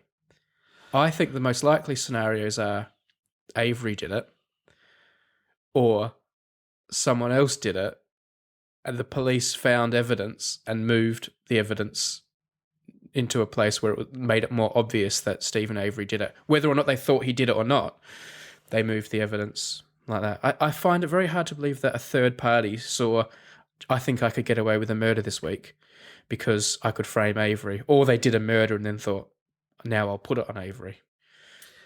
See, to me, that second scenario seems more unlikely, that the police find her dead and they move her into well, Stephen they find her dead Avery's and think property? Stephen... They find her dead, they think Stephen Avery did it because that was the last house he was at, and they're thinking, we've got no evidence, we can't make this stick. Like, Avery's clearly done it and he's going to get away with it again. We can't make this stick because... So then they start moving a couple of things. Yeah, but they have to move a lot of things because they have to move her car and they have to move the remnants of her body. Like, moving the car is a big deal. Yeah. Like, do the police find the car up the road? I don't know. That to me seems way harder than... There's a huge celebrity. Like, this is the other thing to be really clear about. He's not just like some guy that the police have had run-ins. He's a huge known person in this area. Like, the family are well known. I don't think it's crazy to think someone would think this is a great place to try to dump the body, right? And if it's found, they're not going to look too hard. My feeling is somebody else killed her. He was so well known, like that it's an obvious place to dump a body, and think maybe they'll just not look very far past this guy if they find a body on his property and just think, oh, right, this guy everybody already thinks is kind of awful, he did it. When I watch something like this, like I really like America. I work there all the time. Lots of my friends are Americans, and like Americans, America's a cool place. But when I watch this documentary, I sometimes think, whoa, man, America's weird, only in America, as they say. And you sort of think, that's a crazy place. Do you look at American things like that now? You live in London and have lived here for a long time. Do you watch this do you feel like an outsider when you watch this, or do you watch this and think, my country is a bit weird sometimes? I don't know. I've lived outside of the U.S. long enough that I have a lot of distance from it, and it feels like an other place.